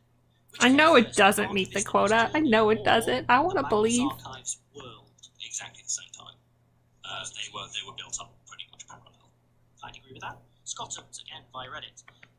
There seems to be very little swearing. Is that a conscious decision, or did it happen to work out? Why don't you answer that one, Johnny? So episode 14, Piecemeal. The original cut of that, I remember I turned up to record that one. I started reading it out, and about a paragraph in, Alex said, stop, there's lots of swearing in this one. And I said, he's quite a sweary man, is this narrator. Let's say no, he's not. Yeah, pretty much. And then Alex explained very, very gently to me about what the explicit tag was on iTunes and why it was a good idea if we could skirt around it. And I said, what about all the gore and the grotesque body horror? And Alex said, that'll be fine. I said, what about the sexual stuff? I mean, we've already recorded episode 6 and that was some pretty horrific sexual horror. And he said, that'll be fine. And I said, is it literally just the swearing? And Alex said, yes. Turns out the US market, Yes. especially for podcasts, has some very, very specific It's preferences. bizarre. Yeah. And it turns out that it's a lot easier to market, sell, and just generally make things for the US audience. He does let me swear, but I generally need to convince him in any given case. So Tim next got an question, F word. Cuckoo for Poco Cuffs. Shoot. Oh, I got it out. That's via Reddit. Hold on. Burke County got a reference near the end of episode 58, Trail Rations. They were very happy by that. Yes. Is there any method that you use to choosing location? Right, what I will do is I will figure out the rough geographical area, like the country, sort of the area of the US, if it's set there, and then I will go to Google Maps and I will zoom in to a level that I think This people is so will valid. find there referenced, and they'll be like, why has he referenced this place specifically? And there's no particular reason, but I really like being I so love that. specific deliberately to just slightly worry people. Question from Dudley via Reddit. I'm very Do you listen unhappy to with the music when headphones. writing? Do you have any songs that you use to get into the feel of particular powers? I do listen to music, but not specific stuff. There are various sort of playlists of dark ambient sort of things that I will have on in the background, or I actually find if I'm finding an episode particularly difficult, just like intense rain soundtrack, heavier than would be relaxing, so it feels oppressive. It's a pathetic fallacy. Yeah, no, absolutely. I mean, I basically, in my mind, everything's significantly more dramatic if I imagine it happening when it's raining very heavily. I mean, presumably, before every writing session, you start with something like, "They called me mad," and then begin writing or something. Yes, obviously. So, this one's a tough one. This is from Confectionery by Reddit. Right. What are Johnny and Alex's values when it comes to horror? As in, what should well-written horror fiction accomplish other than scaring people, obviously? To me, there are almost two sorts of horror. There's what I think of as escapist horror, and what I think of as literary horror. Escapist horror it's very practical in a lot of ways. It is a way of catharsis. It's a way of indulging in fear and spooking yourself out in a controlled, safe way, allowing you to safely indulge in those slightly darker emotions and feelings. Which is one of the reasons that for Magnus, I think it's so important to take certain boundaries and treat certain subjects with a lot of respect and sensitivity. Because one of the key things here is you need to be able to trust that you can enjoy the horror. You need to be able to trust the writing and the performance, that it's not going to suddenly cross lines and what has previously been a very pleasing, spooky catharsis suddenly becomes incredibly upsetting. And of course, I think there is the other sort of horror, and obviously it's not a binary here. It's very much it's more of a spectrum. It's very much on a spectrum. But what I think of more as literary horror, which is using the mechanisms of horror, the mechanisms of being spooky, being scary, to actually examine and come to terms with darker subject matter. Literary horror is just as thoughtful about how it engages with that sort of thing.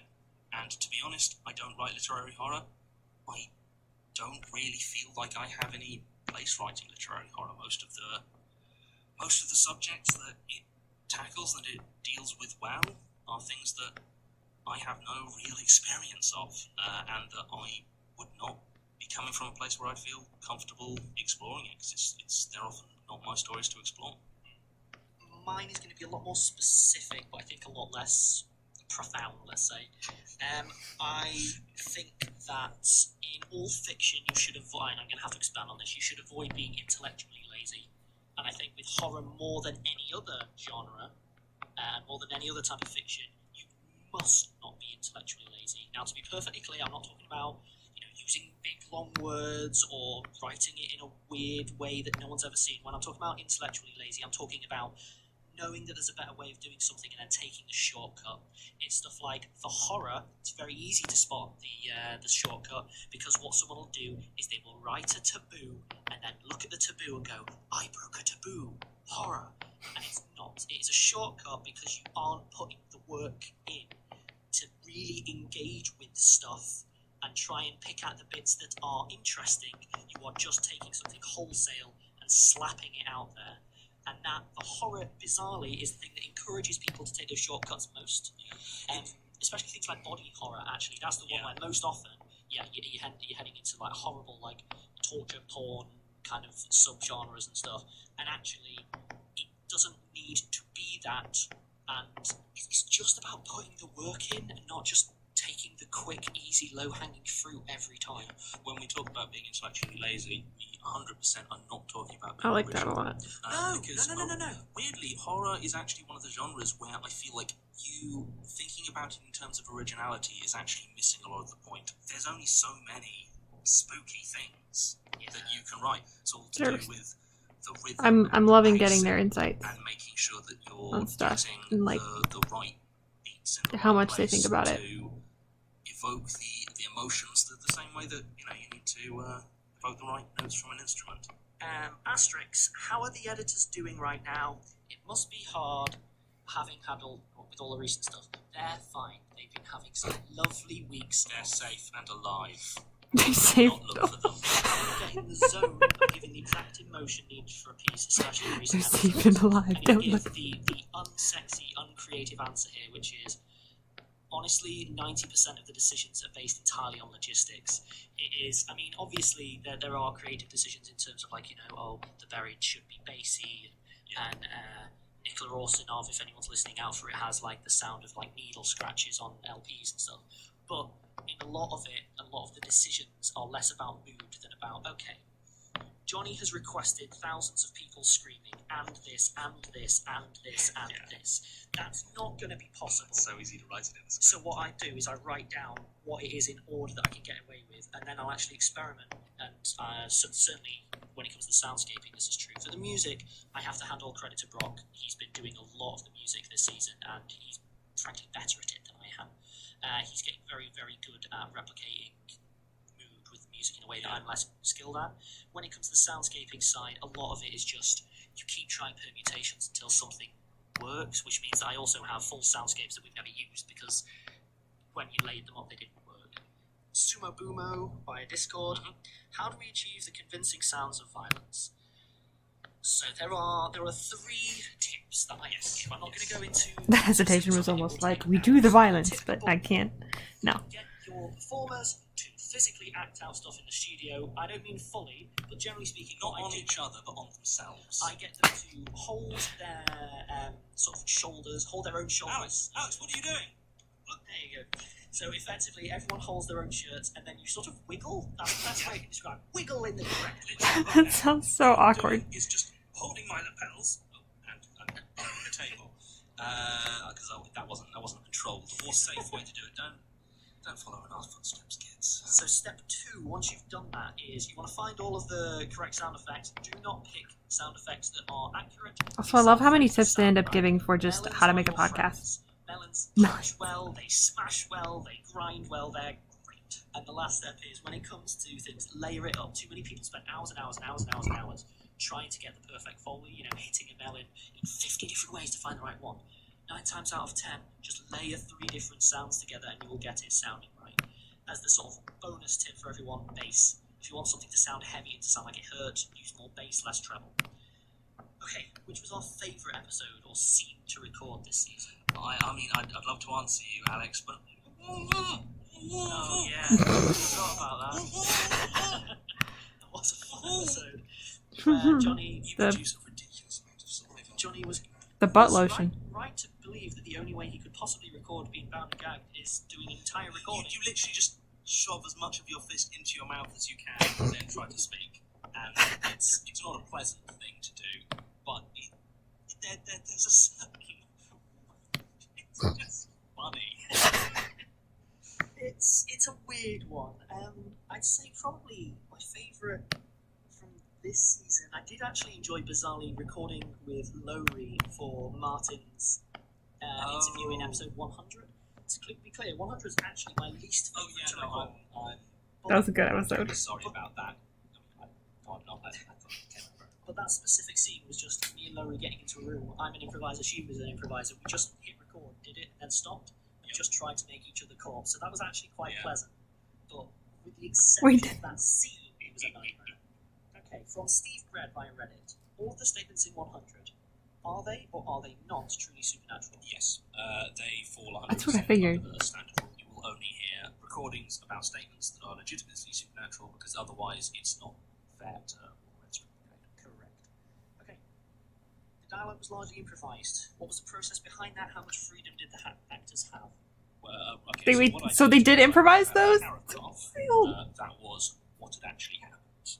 Then I wrote a bunch of bullet points about the character, the statement, about That's beautiful. what they might get sidetracked on, what the bits that they couldn't get past were, and just generally how they were a nightmare to try and get a statement out of, and I let them go. Then once we got that, Be free! we sat down with the actors, discussed it briefly, and then unfortunately, because of the nature of the show, it's very difficult to improvise well to it. So what ended up happening is we would do a recording, we would then stop, evaluate, do a recording again, stop, evaluate, do a recording again. For some of them, we went as far as like 8. Hello. Yeah, there were some. Normally with improv, just run the thing, let it go. I got through Very specific. the episodes already, so I'm just listening to the Q&A. And say something that's non-canonical Thank you for being here. work. So what it's more like is we I moved get on the my first 2 jump. minutes, be like, that's a That was a nice 2 mistake. minutes. And then we'd focus on the next 2 minutes. That's another nice 2 minutes. And keep doing that. But yeah, that was a strange one. Yeah, I I think it came out very well, but it's not a method that I would want to use again. Certainly not for this show. What made us decide on a more light-hearted episode? It's episode 100, isn't it? I mean, it's what you do. Like, episode 100 has got to be a change of pace, and it's got to be nicely self-referential. It's got to be just a little bit of a victory lap, because we made it to 100 episodes. We did discuss it well in advance as well, what we wanted 100 Yeah, and to be fair, when we were planning season 3, we were like, oh, this is a really good way to answer everyone who's like, I mean, does the magic... Everyone's very eloquent. Yeah, does the magic... That's what I was saying. Eloquent storytellers? Yes. Yes, it does. I love that. It's Okay, beautiful. Next question is from Carnation Lily to Rose. I read it. I feel so validated. That had to have been brutal with your parents berating your alter egos. That's what I was Is it saying. difficult to hear your parents reading those lines at you? Even a little bit. It was hilarious. Something funny. I've got a weird but a very good relationship with my parents. Like, by this point in season 3, like right at the beginning of season 1, there were like quite a lot of elements of the Archivist that I saw within myself, and like he was a little bit of a fictionalized version of me for like maybe the first 20 episodes, but as soon as plot actually starts happening, he very quickly went on a strong right angle character wise. I'd say you're less of a hot garbage fire. Oh yeah, no, I like to think my decisions are less overtly horrific. In many ways, it was quite cathartic for me because it allowed me to have these two authoritative figures within the universe just eviscerate the idiot that shares my name. Oh. Patharas via Reddit. Do you ever have any issues? You created him, using John. character statements rather than reusing everyone you know as a character? Obviously, I do. Why would you ask that question? It wasn't name Alex. It's Magnus obvious. Archives. Anything. Saving it. You know what I'm going to do when I find out Alex. Penultimate episode of season 5 when you can't cancel anything. Let's address the I'm elephant in the holding room. him to that. This has been asked by a bunch of people, but especially Carnation Lily to Rose and others. Is Tim actually dead, or just mostly dead? He is dead. Tim is dead. Frowny So face. dead. However, while Don't we however. make a point not to bring people back from the dead in Magnus, I know it sometimes feels like that, but we are very careful to never actually resurrect anyone. We're very happy to play fast and loose with what might have happened to somebody pre-death, and we're not shy about having dead people talking in various ways. We're They already did that. keen to keep death meaningful. And it's That's valid. exactly. And so why? That's just obviously, stories I in mean, general. Gertrude's been dead the entire time. So we've heard plenty from her. So I'm not going to make any blanket statements that you'll never hear Tim's voice again. But Timothy Stoker is dead. Yes. Plunderduck and Liquid Mirrors via Discord and Reddit, respectively, ask Elias, are we going to get more of him? Are we going to get more backstory of him? How did he turn from a pothead to a high priest of the Watcher?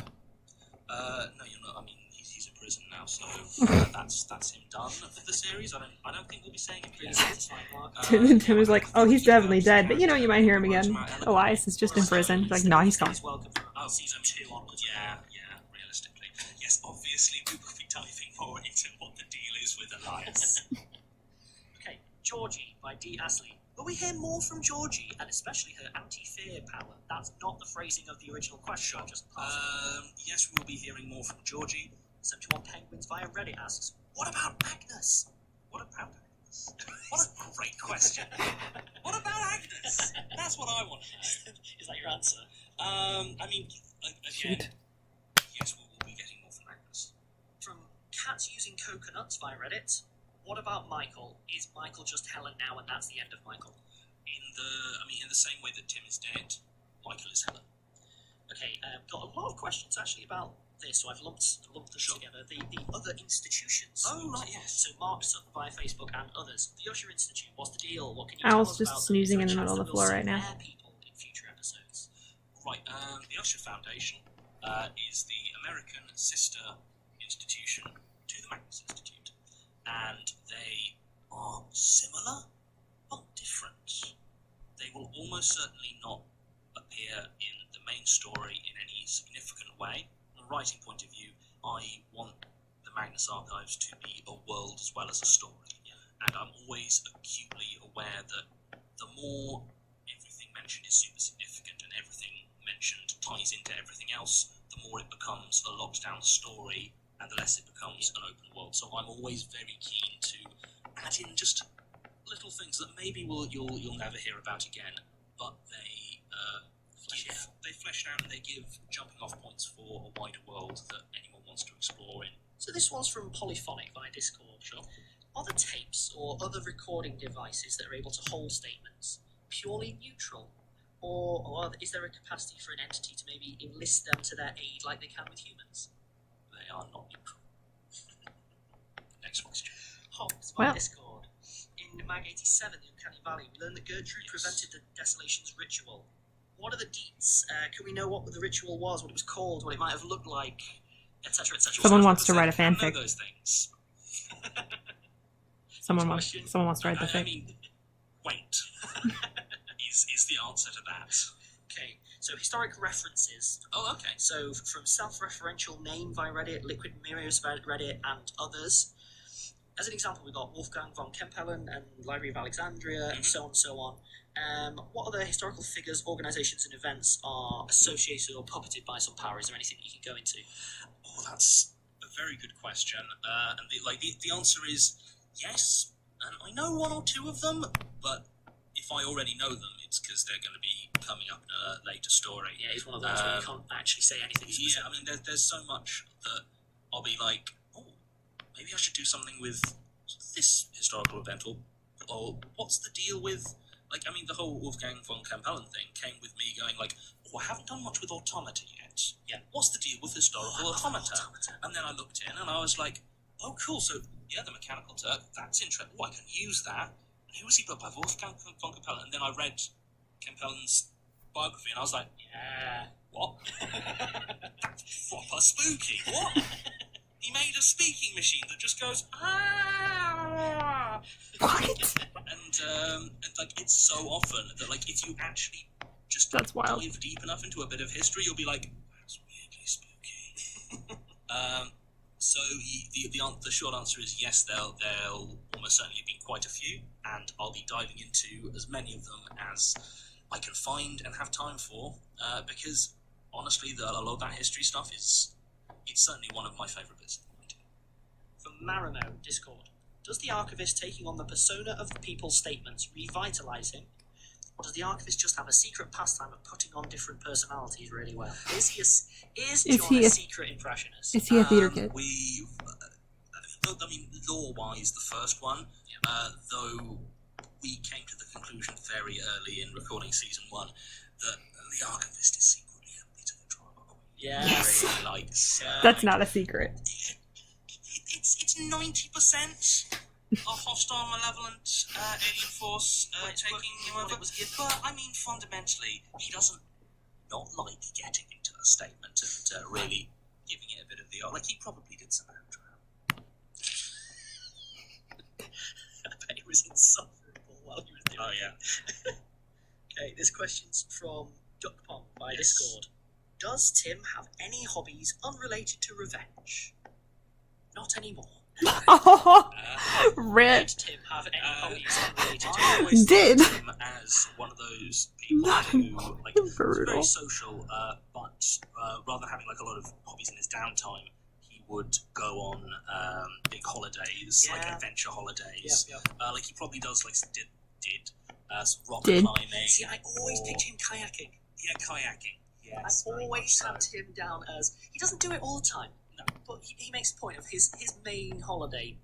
For the year kayaking. Is always kayaking. I don't know why. I think of it less specifically as kayaking. Like he's not gonna say no to, like, you know, a bit of scuba or that sort of thing. But yeah, like I think for most of his time he the was hot one. Just general socialising, relaxing. I think he probably played a reasonable amount of like console computer games. I couldn't judge that. Maybe he was too busy kayaking in my brain. but yeah, like active, social, kayaking. Adventure holidays, dead. Dead. Oh. Oh, that's brutal. So, This next one's from Sazandorable via Discord. Sure. What cat is the inspiration for the Admiral? What's their name, and how precious are they? Okay, How so precious are the Admiral is an amalgamation of all the cats in my life. I have a real fondness for pets with like appellations or ranks. What are the names of your cats, John? I have two. It's just an one of which extended is kayaking Lancelot, trip. yes, that is the reference. Did you say pounce a lot? And one of which is the Ambassador. Ambassador Cat. It should be noted that Cat is his name, and he is an ambassador. He is not Ambassador Cat in the sense of, you know, ambassador to all cats. He is an ambassador. His name is Cat, and he happens to be a cat. From 755 by Reddit. How do you feel about fan-made podcasts riffing off the Magnus Archives? For instance, a Red String podcast where fans discuss episodes and the connections between them, or a fan-based, non-canonical podcast dealing with statements given to the Usher Foundation. Very flattered. Probably a little bit too intimidated to actually listen. So now the boring-y, businessy, not nice part hat on. The licensing is Creative Commons Attribution Non-Commercial Share Alike 4.0 International License, which means that anywhere in the world you can make derivative products as long as you do not claim that we gave permission, you do not make money off it, and you reference the original source material as much as possible, basically. I'd have to say that of the two, the Usher Foundation one carries a little more complications because of things to do like trademarking and branding and so on. Next question's from Satanist Goblin via Reddit. I like that. What is your favourite licensing podcast not from Rusty Quill? I binge podcasts quite a lot, so for me the answer is almost always going to be different. My favourite podcast at the moment, and I'm very happy I can give them a shout out because they gave us a really nice shout out on their last episode, is Apocrypals. Oh yeah, you mentioned them before. I have. They're sort of a secular Bible studies podcast by two comics writers, and it sounds really dry, but it's incredibly interesting and really, really funny. Because, you know, I thought I knew the Bible quite well. Turns out I basically didn't know it at all. And it is really interesting and really weird. Even from a non-religious point of view, just as like a foundational text of a lot of society, it's fascinating, and they are very, very informative and very, very funny. So it's Benito Cerino and Chris Sims, and they are awesome. I think they're probably listening, so go guys! Aside from that, Pseudopod is always good. Knife Point Horror is always good. I've been going through the back catalogue of Shut Up and Sit Down recently because I'm in a real board game phase at the moment. So from my perspective, I love board I games. listen to a lot of audio drama. Shocker. Yep. I am often reticent to recommend audio drama, like pick favourites and stuff, because it's a dangerous game because it makes it sound like you're saying some are better than others. That said, I would say I recently finished and really enjoyed Wolf 359. Oh yeah, done. As a personal tasting, I enjoyed it, had good fun with it. In terms of things that aren't audio drama, so I'm quite peculiar in that my tastes outside of audio drama are really, really generic. You're always recommending me. I like stuff you should know. Oh yeah. And History of Rome, great podcast. To be fair, it's good for me because sometimes you'll be like, oh, here's an interesting episode on something that could be very easily made spooky, and I'll listen to it and be like, yes, I can very easily make it spooky. So a nice, adorably naive question here from Liquid Mirrors via Reddit. Oh boy. Rusty Quill, as an organisation, served a power, which would it be? If. Okay, I Oh think that was fairly conclusive. I couldn't disagree. Wicked, I think that's everything, apart from thanks for listening, as always. That was pretty nice. For another season. I think this is probably going to be quite a chunky one. Almost certainly we will have a reduced version coming out for public so that no one has to I'm listen gonna to us die. ramble on for ages. But if you happen to enjoy us rambling on for ages, there will be a full version of this on the Patreon. Speaking of which, big thanks to all of our patrons who have basically been funding our way through this. This season would not have happened without you. Season 1 and 2 we got by, we shouldered a lot. Season 3 would not have happened, categorically, so thank you so much. Thanks to everyone who's been reviewing, thanks to everyone who has been sharing. It's weird to say, but everyone in the fan community has been putting in so much work on our behalf, so thank you. Thanks to an arrangement with third parties, we're now available on Spotify. Hey! So I that's didn't know easy. that. That's You easy. hadn't told me that. I haven't told you. This is the first that you and basically everyone in the company knows. Hooray! We get to be making new shows as well, which are going to be coming in the new year. And again, it's all thanks to everyone who's been leaving reviews and getting involved with the Patreon, or just telling people what we do. If you are wanting to engage with the fan community over the break, as always, we have the forums, we have Reddit, we have Facebook, we have Twitter. We are also running a Discord, which is specific to us, so we have our own server. If you go onto rustyquill.com, you will find. I'm not caught up. I don't need a break. Thanks again to everyone. I mean, I do, because I'm a weenie and I need to listen to Dungeons and Daddies for a while. I actually skipped a Sawbones episode Thanks to everyone involved, and we hope you keep to do listening. that. You enjoyed it. And most of all, thanks to you. Oh yeah, That's these other dudes.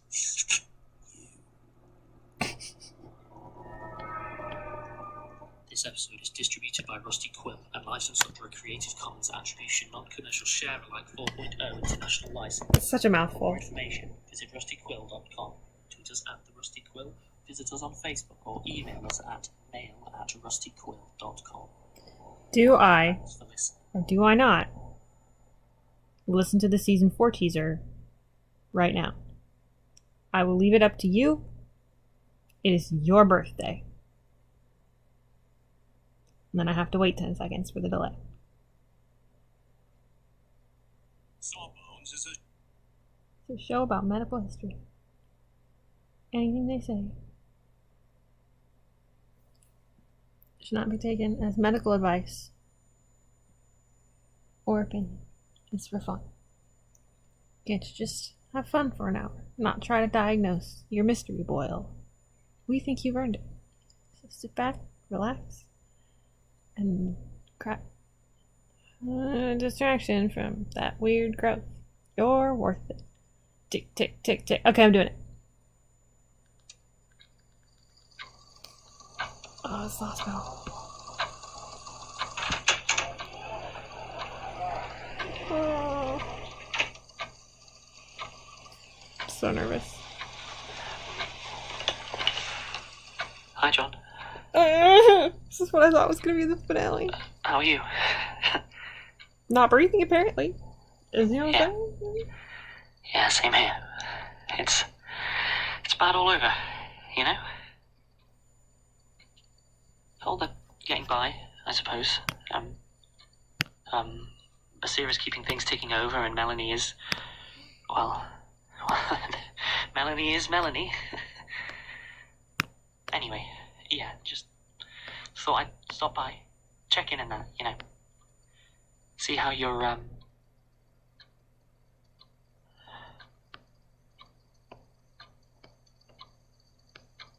We really need you, John. It's bad. I don't know how much longer we can do this. I need you. And I know that you're not... I know there's no way to... But we need you. John, please, just... Please. If there's anything left in you that can still see us, or some power that you've still got, or something, anything, please. Please.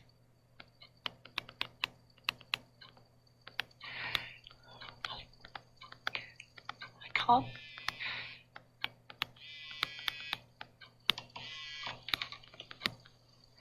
Yeah. Yeah, I know. I'm actually with him now. You were right. Yeah, I know.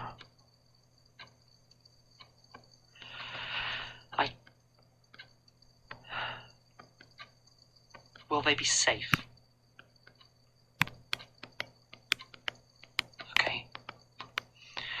Okay, I'll do it. Yeah, sure thing.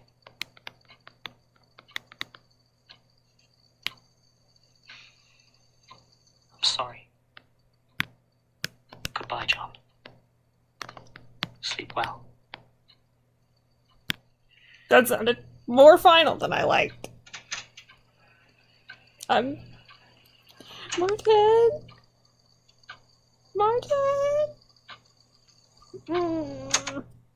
No! The Magnus Archives will return January 10th. Could you do this to me? I was skeptical about ordering Foundation online. Shut up. I don't care about your foundation. Sawbones is a show about. It's not even the right Sawbones. I messed up my watch list. Listen, play later list, whatever. I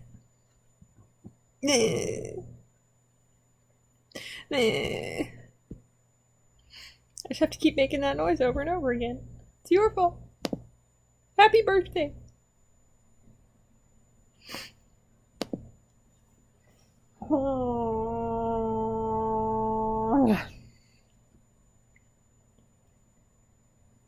I think you're the only one here, so I guess I could top off whenever. That trailer does hurt a lot. Yeah.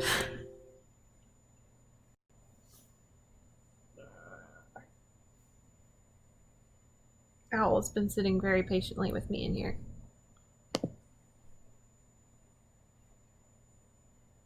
He's just kind of sleeping in the middle of the floor. Oh, he's covering his face with his paw.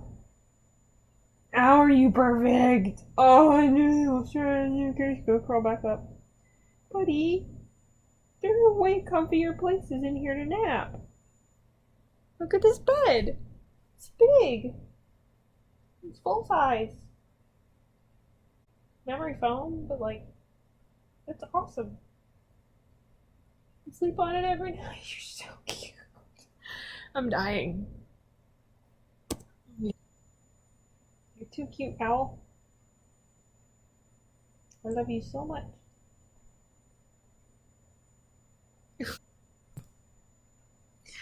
I'll send you a picture.